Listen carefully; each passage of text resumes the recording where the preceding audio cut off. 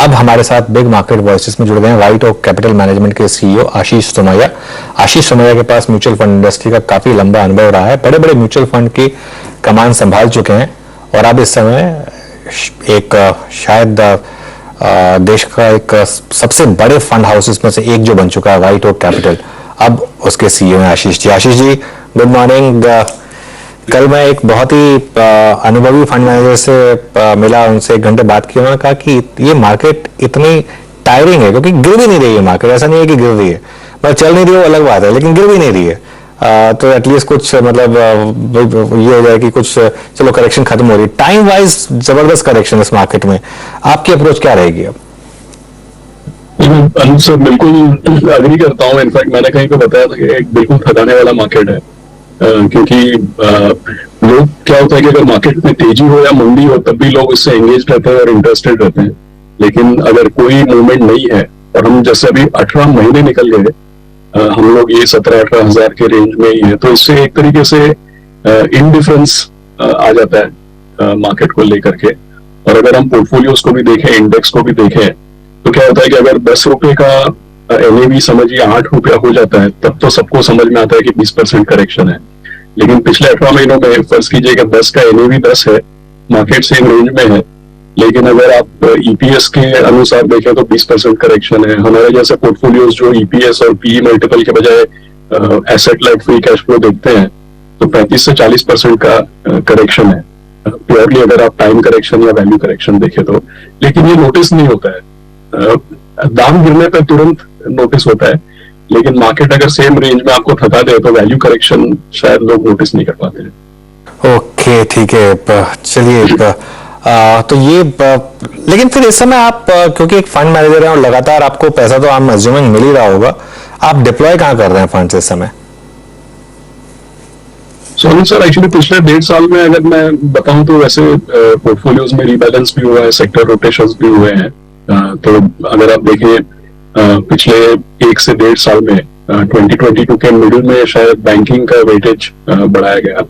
उसके बाद क्योंकि हम लोग ज्यादा ग्लोबल कमोडिटीज और मैक्रो लिंक सेक्टर्स में इन्वेस्ट नहीं करते हैं, लेकिन डेफिनेटली एक तरीके से केपेक्स रिकवरी के को ध्यान में रखते हुए इंडस्ट्रियल्स का वेटेज भी बढ़ाया गया। तो पिछले 1 आध साल की अगर मैं बात करूं तो इंडस्ट्रियल्स का वेटेज बढ़ा है कुछ एक्सटेंड तक। जब बहुत पिटाई हो गई तो लोअर लेवल पे आईटी स्टॉक्स का भी थोड़ा बहुत वेटेज बढ़ाया गया है रिसेंट टाइम्स में। और जैसा मैंने बताया मिड 2022 के बाद प्राइवेट सेक्टर बैंक्स का भी वेटेज बढ़ाया गया है। और इसके अलावा जो पोर्टफोलियो में एक तरीके से आप ओवरवेट BSE 500 के मुकाबले ओवरवेट देख सकते हैं, वो डिस्क्रिशनरी कंजम्पशन में ओवरवेट है और फार्मास्यूटिकल्स में भी माइनर सा ओवरवेट है। अच्छा आशीष जी, गुड मॉर्निंग। मैं वीरेंद्र बोल रहा हूँ दिल्ली स्टूडियो से। आपने मिड कैप आईटी का जिक्र भी किया। अब कुछ दिनों बाद यस अर्निंग सीजन भी शुरू होने वाला है आशीष जी।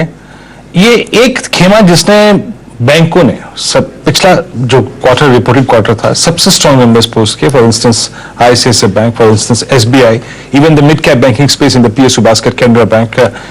इनका ये डिप बतौर इन्वेस्टर आपको एक्यूमुलेट करना चाहिए क्या? आपका मानना क्या है? अब चाहे वो यूएस के कुछ इश्यूज के चलते डिप आया हो या फिर अदानी सागा के चलते कुछ डिप आया हो, ये डिप क्या बाय करने लायक है? बेसिकली अगर आप बैंक्स का देखें तो मुझे लगता है ज्यादा इम्पैक्ट सेंटिमेंट को लेकर हुआ है और ज्यादा इम्पैक्ट एफआईआई सेलिंग को लेकर के हुआ है। लेकिन इस हमको देखनी चाहिए कि यूएस का बैंकिंग का सिनेरियो क्या था कोविड के पहले, किस तरीके का वहां पे इकोनॉमिक ग्रोथ था, किस तरीके का वहां पे क्रेडिट ग्रोथ था, और उसके सामने अगर आप हमारा बैंकिंग सिस्टम देखें तो हम उसको काउंटर सिक्लिकल थे। और उसके पहले हमारे यहाँ पे केवल रिपेयर वर्क और कंसोलिडेशन चला। कोविड के पहले सिस्टम लेवल क्रेडिट ग्रोथ 0 था। तो हमारे यहाँ पे क्रेडिट ग्रोथ आया पिछले 1-1.5 साल में। पूरी जो भी पूरा हमारा मार्केट का नुकसान हुआ उसके बाद, कोविड के बाद। तो आई थिंक हम लोग यूएस के इकोनॉमी और यूएस के बैंकिंग सेक्टर के मुकाबले अगर हम क्रेडिट साइकिल, इकोनॉमिक साइकिल देखें तो हम काउंटर सिक्लिकल है। हम लोग कतई उनके बोट में बिल्कुल नहीं है। हाँ, 2007 की अगर आप बात करें तो हम उनके साथ प्रो सिक्लिकल थे, लेकिन इस साइकिल में भी are counter cyclical to them.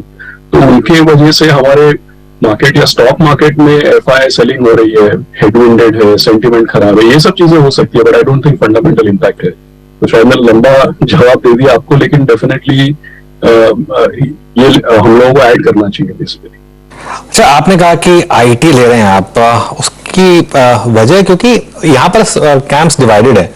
Valuation अब कंफर्ट जोन में आ गई है, ये बात मैं मान रहा हूँ, जो एक बहुत बड़ी प्रॉब्लम थी। लेकिन एक हेडविंड है जो यूएस बैंकिंग क्राइसिस है उसको लेकर, या यूएस में रिसेशन आएगा उसको लेकर, इस पर आपका क्या व्यू? क्या आप थोड़े अर्ली नहीं है इस ट्रेड में, या फिर आप कंफर्टेबल हैं इसमें? सो अनुज सर, एक्चुअली जो मैं आपको बता रहा हूँ पिछले 1-1.5 महीने की बात है, और डेफिनेटली पिछले 1-1.5 महीने में सेंटिमेंट और खराब हुआ है। तो इन स्टॉक्स ऐसे हैं जो लोअर लेवल्स पे परसेंटेज वेटेज या बेसिस पॉइंट्स वेटेज जो है डेफिनेटली पोर्टफोलियोज में इंक्रीज हुआ है। 2-3 चीजें मैं आपको बताऊंगा इसको लेकर के। आई थिंक एक चीज ये है कि आमतौर पे जब भी यूएस का ये इस तरीके का सेंटिमेंटल इम्पैक्ट आता है, तो फर्स्ट थिंग ये है कि लंबे अरसे तक ये अंडर परफॉर्मेंस ज्यादा, अगर आप देखें सेंटिमेंट को लेकर है और फंडामेंटल्स को लेकर के इतना ज्यादा इम्पैक्ट नहीं है। दूसरी बात, 2007 के कंपैरिजन में आज अगर आप देखेंगे तो आईटी का रेलेवेंस, आईटी का प्रोमिनेंस, किस तरीके का बिजनेस हो रहा है, और अगर आप मैनेजमेंट कमेंट्री भी देखें, जैसे वीरेंद्र जी ने बताया, अब रिजल्ट स्टार्ट होंगे तो मैनेजमेंट कमेंट्री और इम्पोर्टेंट रहेगी, गाइडेंस और इम्पोर्टेंट रहेगा। लेकिन अगर आप रिसेंट टाइम्स का भी देखें, मतलब 2-4 साल पहले की नहीं, 2 महीने, 3 महीने, 6 महीने पहले की अगर आप बात देखें, तो जिस तरीके का नेचर ऑफ वर्क जो मिड कैप आईटी आज कर रहा है वर्सेस जो कई साल पहले था, और नेचर ऑफ एंगेजमेंट जो है कंपनीज के साथ, वो काफी चेंज हो गया है। लास्ट थिंग मैं ये कहूंगा कि आज जो आईटी का काम है वो प्योरली बिजनेस या स्ट्रैटेजी रिलेटेड है। अभी 10-15 साल पहले आप देखें तो आईटी का यूजेज जो था वो पूरा का पूरा एफिशिएंसी, कॉस्ट कटिंग, प्रोडक्टिविटी इसको लेकर था। लेकिन आज अगर आप देखें तो IT is the main business, digital is the business, it's not just that कि बिजनेस इज डिजिटल।